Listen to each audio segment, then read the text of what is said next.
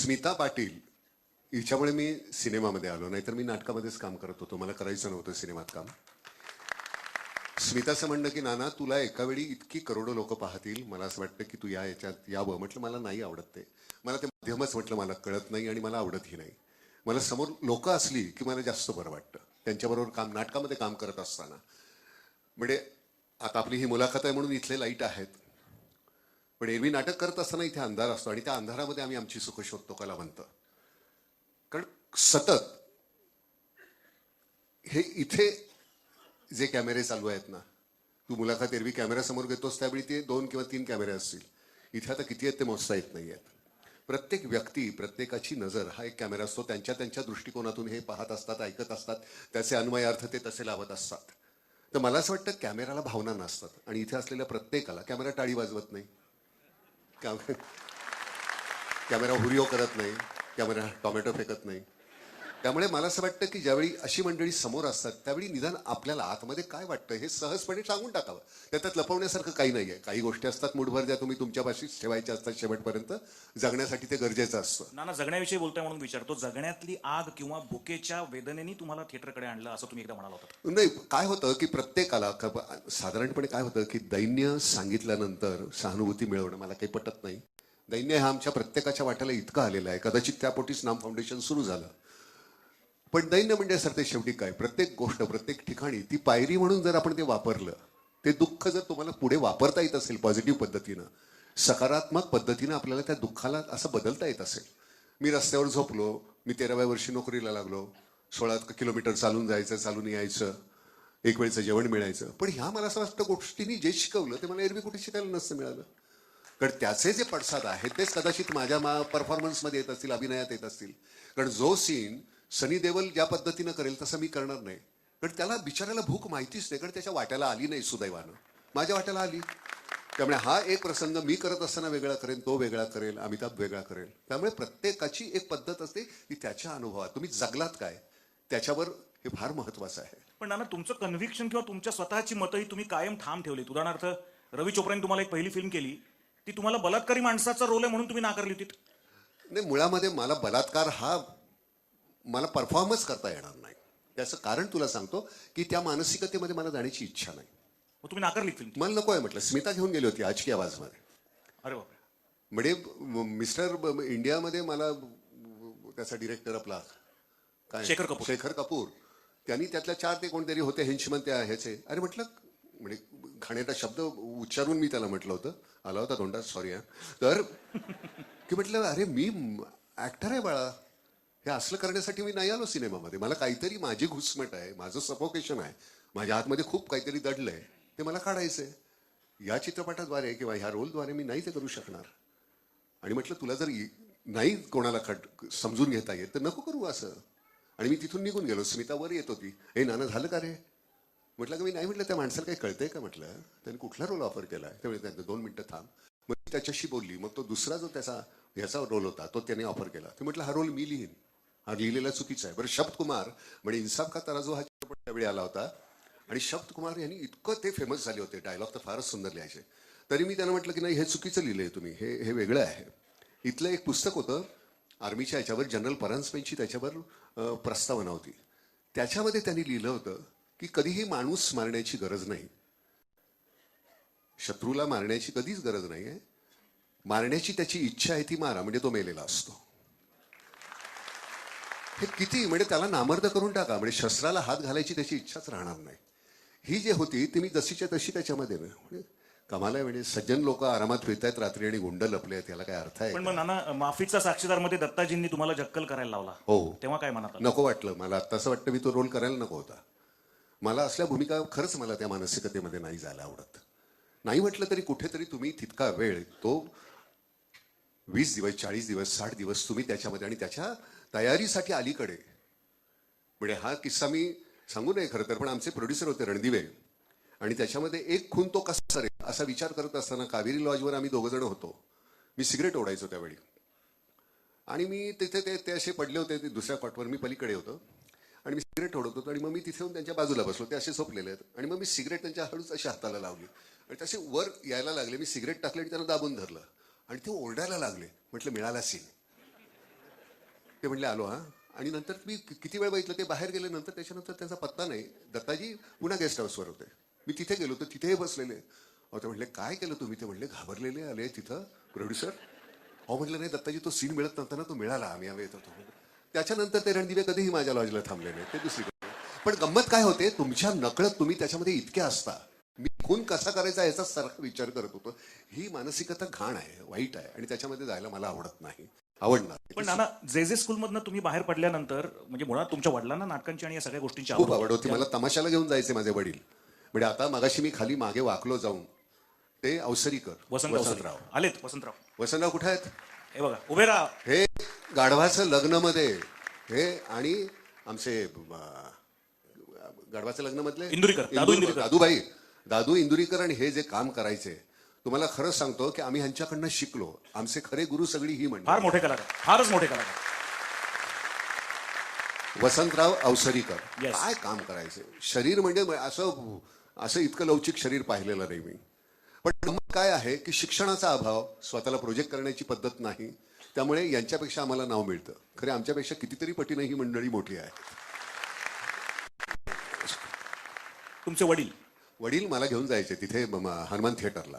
तिथे वेगवेगळे वग आलेले असायचे, आणि त्याच्यामधले सोंगाडे ज्या पद्धतीनं काम करायचे, बाप रे. एक तर मुळामध्ये तुमच्या ते शरीरामध्ये यायला पाहिजे. अरे अभिनय हा फक्त केवढा याच्यापुरता नसतो, यांच्या अंगातून तुमची बॉडी लँग्वेजमधून कळतं की हा माणूस कोण आहे. तर ते सगळ्यात हे आम्हाला पाहायला मिळालं. नंतरची आलेली थोडीशी विपन्नावस्था आमच्या वडिलांची, त्यामुळे नोकरी करावी लागली. पण खरं तर ते आलं ते बरं झालं. त्यानंतर ती भूक, अवहेलना, अपमान, यांनी जे शिकवलं ना साहेब, आपल्या विद्यापीठात तो विषय नाही शिकवता येणार. खरं सांगतो, अपमान आणि भूक याच्यासारखी गोष्ट नाही. मी त्याच्यावर लेख लिहिलाय, 2 गुरु म्हणून. मध्ये 2 गुरु आहेत, अपमान आणि भूक. इतकं काहीतरी शिकवलंय, मजा येते. नाना, तुमच्या 95% चित्रपटामध्ये तुमच्या त्या कॅरेक्टरला जेव्हा जेव्हा राग येतो, मी तुमच्या अनेक शूटिंग्सना वरून बघितलेलं स्वतः आहे, तुमच्या डोळ्यातनं पाणी येतं. म्हणजे तुमचे कुठलाही व्हायलंट ऍक्ट चित्रपटात जरी असेल तरी त्याच्या आधी तुमच्या डोळ्यात संतापानी पाणी येतं. तुला खरं सांगतो, कधीही लक्षात ठेव, कुठलीही कृती अशी करत असताना त्याच्या आधी तुम्हाला त्याचा उद्वेग जो असतो, पाणी हे नुसतं डोळ्यात अश्रू नसतात, त्या पाण्याचे वेगळे वेगळे रंग आहे. नाम फाउंडेशनतलं पाणी वेगळं आहे आणि हे पाणी वेगळं आहे. तुम्हाला सांगतो की कधीही राजकारण्यांना काहीतरी कटू निर्णय घ्यावे लागतात. म्हणजे मी आज एक अतिशय, म्हणजे हा विषय, आयरिशमन म्हणून मी एक चित्रपट पाहत होतो नेटफ्लिक्सवर, रॉबर्ट डिनिरो, मार्टिन स्कॉर्सेसीचा. आज तिसऱ्यांदा पाहिला. अल पचिनो आणि रॉबर्ट डिनिरो, अल पचिनो, जो पेसी. काय काय करावं लागतं, मित्रांना सुद्धा कशा गोळ्या घालाव्या लागतात. वाईट वाटतच असतं रे, प्रत्येक गोष्टीचं तुम्हाला वैषम्य आतमध्ये असतं. पण संतापाची पहिली गोष्ट म्हणजे जर काय असेल तर तुमच्या डोळ्यात पाणी जमा होतं, असं मला वाटतं. एक तर मुळामध्ये त्याच्यानंतर होणारी घटना मला करायची नसते, म्हणून त्याच्यासाठी कदाचित मी आधी रडून घेतो.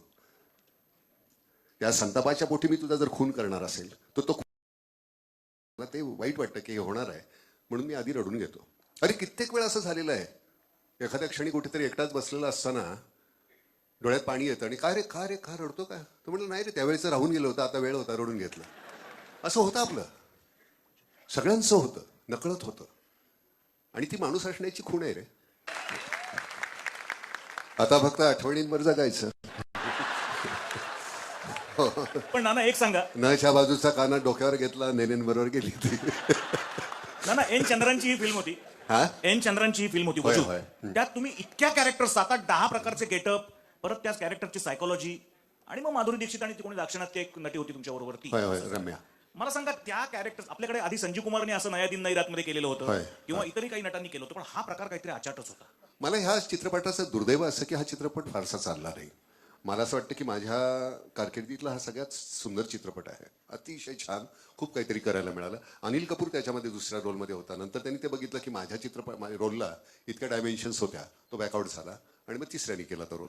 पण एनिवे असं होतं, काही वेळ अशी भट्टी जमून येते, काही वेळ तुमच्या आतमध्ये इतकं वृत्त. त्यामुळे पुरुष करत असताना मला कितीतरी वेळ म्हणजे बायकांनी जोडे फेकून मारलेले आहेत ऑडियन्समधून. नंतर नाटक संपल्यानंतर माफ करा, मी म्हटलं नाही, सोविनियर म्हणून ठेवून देतो. पण मग काय होते की त्यावेळी नंतर सिनेमामध्ये काम करायला लागल्यानंतर पुरुष नाटकाच्या संदर्भामध्ये लोकांना नाना पाटेकरला पाहायला यायला लागली, आणि मग त्यातलं ते नाट्य आणि त्यातला तो सिरियसनेस हरवायला लागला. त्यामुळे मी पहिल्यांदा यायचो, स्टेजवर बाहेर उभा राहायचो, आणि सांगायचो की मी नाना पाटेकर, तुम्हाला काय मला आता बोलायचंय, टाळ्या वाजवायचंय, ओरडायचंय. त्यातली भूमिका ही खलपुरुषाची आहे आणि तो खलपुरुष म्हणूनच तुम्ही घेतला पाहिजे. एका मुलीवर बलात्कार करणारा एक राजकारणी आणि त्याच्यानंतर कसा तो मानभावीप्रमाणे म्हणे तो वावरतो अख्ख्या समाजामध्ये. पण ते तसं व्हायचं नाही. हे म्हणजे आम्ही 16 वर्षामध्ये 1860 प्रयोग केले त्याचे. आणि त्यावेळी म्हणजे मी हे सांगतोय किती 90-91 साली ह्या नाटकाचा प्रयोग पुरुषचा 5 लाखाला द्यायचे. बापरे. म्हणजे त्यावेळी तर म्हणजे अजून आपले जात नाहीत तसे प्रयोग. तर मला आश्चर्य वाटायचं. पण त्याचं कारण मला असं वाटतं की त्याच्यामध्ये काम करणे रीमा, बाबा, चंद्रकांत गोखले, उषा नाडकर्णी, सतीश पुळेकर इतकं अप्रतिम काम करायचं सगळं. माझं काय व्हायचं, नेमकं जेवणाच्या वेळेला मी यायचो आणि पंक्तीला बसायला मिळायचं. त्यांचं तसं नाही, रांधणं वगैरे सगळं होतं ते त्यांचं होतं. तर त्यामुळे ते माझ्या वाट्याला आयतं मिळायचं. पण नाना, पुरुषपर्यंतचा प्रवास तुमचा तसा रंगभूमीवरचा फार खडतर होता. खडतर नाही रे. हमीदाबाईची कोठी करत असताना मला 50 रुपये नाईट होती. अशोक सराफला 250 रुपये नाईट होती. आणि 50 रुपये सुद्धा त्यावेळी म्हणजे नुकतंच लग्न झालेलं होतं आणि 50 रुपये खूप असायचे रे. 150 रुपयामध्ये राशन भरलं जायचं महिन्याभराचं. त्यामुळे 50 रुपयात एक 5-7 प्रयोग 10 प्रयोग झाले तरी खूप होते. अशोक सर आपलं ते कळायचं, लक्षात यायचं की आईला ह्याला पैसे कमी मिळतात आणि ह्याची घरची परिस्थिती जरा गोंधळाची आहे. आम्ही रमी खेळायचो. मग अशोक मुद्दाम माझ्याकडे 15-20 रुपये हरायचा. मला कळायचं तो मुद्दाम हरतोय, पण मी घ्यायचो, माझी गरज होती त्यावेळी. पण अशोकने मला खूप मदत केली. अशोकचं मी जाणीवपूर्वक सांगतो तुम्हाला की तिथे नाटक करत असताना किंवा नाटक संपल्यानंतर मग मी त्याच्यात डोक्याला तेल लावून द्यायचो, अंग चेपून द्यायचो. त्याच मला तो 5 रुपये द्यायचा. अजून सुद्धा भेटला की मी त्याचे पाय दाबतो, डोक्यात तो 10 रुपये काढून देतो, महागाई वाढली म्हणतो. पण हे नातं आमचं अजून तसंच राहिलं. मला असं वाटतं की विक्रम गोखले घोळात करत असताना बाबाभाई आणि भावना होत्या. तर ते नाटक करत असताना एकाच वेळी मी अंडरस्टडी होतो. विक्रम नसेल तर मी करायचं. विक्रम भराभर डेट्स द्यायचा 15-20 आणि मग ऐनवेळी कॅन्सल करायचं आणि नाटक तर दिलेलं असायचं आणि मग मला त्या डेट्स मिळायच्या. हे विक्रम जाणीवपूर्वक करायचं का तर नानाला पैसे मिळावे. आमच्या इंडस्ट्रीमध्ये खूप चांगली माणसं आहेत. 1-2 वाईट असतील पण बाकी सगळी खरंच छान आहेत. नानांचा प्रॉब्लेम हा आहे की ते लोकांविषयी जास्त सांगतात आणि स्वतःविषयी कमी सांगतात. अशोक सराफ जसं तुमच्याशी वागले तसंच तुम्ही मकरंद अनासपुरेबाबत वागलात. नाही, मकरंद अनासपुरेची लायकी नसती तर मी वागलोच नसतो. नाही, पण खूप मदत. मकरंद हा इतका गोड मुलगा आहे, इतकं छान त्याला जाणीव आहे. जिथलं आहे त्याची पाळंमुळं तिथाची घुसलेली आहेत. तिथून तो असा अप्रूट झालेला नाही, शहरात येऊन वसला नाहीये, त्याचा सगळा ओढा तिकडे आहे. म्हणून उलट मकरंदनी मला खूप काहीतरी दिलंय. नाहीतर मी कदाचित नाम फाउंडेशनमध्ये गेलो नसतो. पहिले चेक आम्ही डिस्ट्रीब्यूट करायला गेलो होतो. म्हटलं तुम्ही या नाना, पहिला तरी वेळ आहे. म्हटलं अरे मला नाही आवडत ते तसं, तू दे. नाही, पहिल्या ह्याला या. म्हणून आम्ही बीडला गेलो आणि बीडला गेलं, मला बसून कंटाळा येतो. बीडला गेल्यानंतर तिथं एका वेळी 150-200 मुली अशा विधवा बसलेल्या. पण ह्याच्यात एखादी आपली असती तर असा पहिला विचार आला, आपण काय केलं असतं, बाप म्हणून माझी काय अवस्था असती. आणि मग तिथे लक्षात आलं की हे न संपणारं काम आहे. माझ्यानंतर मग कदाचित माझा मुलगा, आमचा गणेश आहे, इतकी मुलं काम करतात हो. म्हणजे मल्हार आता इन्व्हॉल्व्ह व्हायला लागला, पण गणेश म्हणून आमचा जो आहे थोरात इतकं काम करतो. गणेश, मला खूप अभिमान आहे तुझा. इथापे आहे, राजाभाऊ आहे, शुभाताई आहेत, सगळीजणं फार जीव तोडून काम करणारी मंडळी आहेत. आमचे उज्ज्वल निकम होते, राजू खांडेकर होता ट्रस्टी म्हणून. आम्ही आता ते ट्रस्टी सतत बदलत राहतो. म्हणजे आपण काम करत राहूया, पण नवीन मुलांना त्याचे निर्णय घेता यायला पाहिजेत म्हणून आम्ही ते सतत बदलत राहतो. कारण हे काम काही कोणा एकट्याचं नाही. तुमच्या इथून किती पैसे दिले तुम्ही. मुद्दा कसा आहे की रस्त्यावर काम करणारी एक बाई घमेलं उचलून डोक्यावरनं जाताना बघा, अरे बाबा थांब, घमेलं बाजूला टाकते, घामानं भिजलेली कन्वर्टीची नोट काढते आणि आताही माझ्याकडनं घे. मला असं वाटतं की हे पोचलंय ना. तुमचे करोड रुपये जितके महत्वाचे होते तितके ते 50 रुपये सुद्धा महत्वाचे होते. कारण ही पोच आहे. तुम्ही ते दान म्हणून दिलेलं नाहीये, तुम्ही तुमची जबाबदारी म्हणून दिले. म्हणून पाटील, तुम्हाला मी आवर्जून आज सांगितलं, त्यांना बोला, तुमच्या गावात येतोय, जेवायला नका बोलू आम्हाला एक वेळ, हरकत नाही, पण ही तुमची गंमत आहे, कमाल आहे. आणि तुम्ही ते किती निरागसपणे ते सगळं करत असता. तुमच्या याच्यामध्ये कुठेही मी करतोय हा भाव नाहीये. त्याच्याबद्दल मी सगळ्या लोकांतर्फे धन्यवाद मानतो तुमचे. नाना, थोडं मागच्या मुद्द्यावर येतो. बोल. विजया मेहता, म्हणजे याच्यावर तुम्ही कितीही तास बोलू शकताय मला माहिती आहे, पण मगाशी पुरुषचा विषय आला किंवा हमीदाबाईचा विषय आला किंवा महासागर, तिन्ही नाटकं जी व्यावसायिक आहेत मी विजयाबाईंकडे. सर्वोत्तम नाटकं विजयाबाईंची जी तुम्हाला करायला मिळाली. होय. काय तुम्ही बाईंच्या विषयी भावना व्यक्त करा. काही नाही रे. एक काय होतं, नकळत्या वयामध्ये तुम्ही कुठल्या पक्षामध्ये आहात आणि त्यातली विचारसरणी कुठली आहे. प्रत्येकाची जर का तू साधन सुचिता काढलीस ना, प्रत्येक, मग ती बीजेपीची असेल, राष्ट्रवादीची असेल, काँग्रेसची असेल, मनसेची असेल, शिवसेनेची असेल, समाजवादीची, सगळ्यांच्या ह्याच्यामध्ये सगळंच सुंदर आहे. कुठल्याही याची जर का ती नियमावली काढली किंवा वागायचं कसं काय असायला पाहिजे, त्याची अंमलबजावणी आणि पायमल्ली कोण कसं करतो. त्यामुळे मला असं वाटतं की माझ्या नशिबानं मला हा पक्ष मिळाला विजयाबाई, की ज्यांनी मला बघायला शिकवलं प्रत्येक गोष्ट. म्हणून ते नेहमी सांगायचे. आणि तुम्हाला खरं गंमत सांगू का, काय बरं वाटतंय तुम्हाला इतकी मंडळी बसल्यानंतर. खरं सांगतो, हे संपू नये असं वाटतं. किती दिवसांनी आखाड्यात आलो आणि परत पुन्हा लंगोट नाही बांधलेला, इथं नुसतं असं बसायला. इथे लढायला मजा वाटते. नाटक असतं तर अजून मजा आली असते रे. येईन पण हा पुन्हा कदाचित. विक्रम म्हणलाय, आता आपल्याला विक्रम सारखं रुपडं नाही. नाना बेकेट कधी करणार विक्रम बरोबर? विक्रम बरोबर बेकट नाही रे. मला कुठेतरी मी अडकलोय बॅरिस्टर मध्ये. पण विक्रम इतका देखणा, त्याला ते चांगलं शोभून दिसलं. मला जर माझा चेहरा तुम्ही विसरायला तयार असाल तर मी बॅरिस्टर करायला तयार आहे. क्या बात आहे. मी तुम्हाला खरं सांगतो, विक्रम आणि मी बोललो, म्हटलं विक्रम मला खरंच ते नाटक जर का तू माझ्याकडनं, तो म्हणला चल मी डिरेक्ट करतो, तू काम कर.